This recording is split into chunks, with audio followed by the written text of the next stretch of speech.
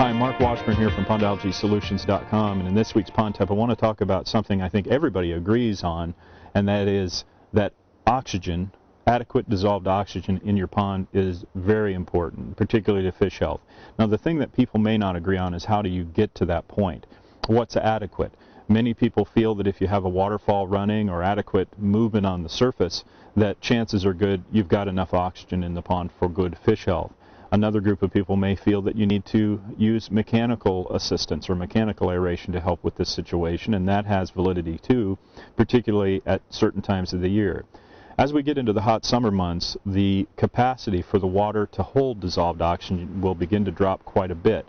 As the water temperature gets to 78 degrees or higher, it will not be able to hold as much oxygen, and then that's usually the time when people run into problems where they might see their fish get stressed out, they might be gasping at the surface. There's other reasons that could happen, but that's one of the causes and one of the first things to look at.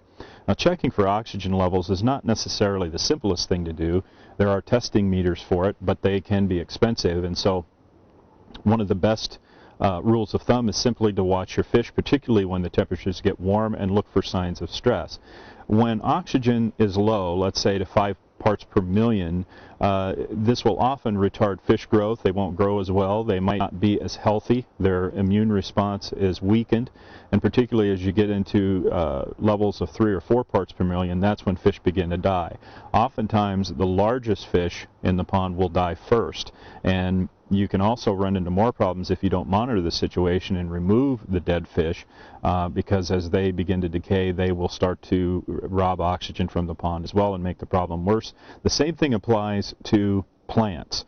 When plants begin to die off, they will begin to pull oxygen from the water. When they are vibrant and growing, they will add oxygen. This cycle actually takes place because of photosynthesis. So you will see during the day when plants are actively getting photosynthesis and going through that process, they will add oxygen. At night, they will pull oxygen from the pond to a lesser degree. But if they begin to die off en masse, that's when you can run into major problems too. So you need to be careful if you're treating for algae problems or unwanted growth. Be sure to apply whatever product you're using, particularly if it's a quick kill product. Make sure that you apply these in a piecemeal fashion using spot control and working section by section in small steps to eradicate unwanted growth rather than treating a pond overall just in one fell application.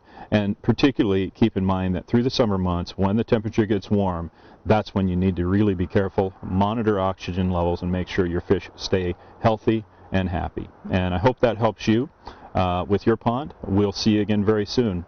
And stop by and visit us at PondAlgaeSolutions.com if you have any questions at all. Take care.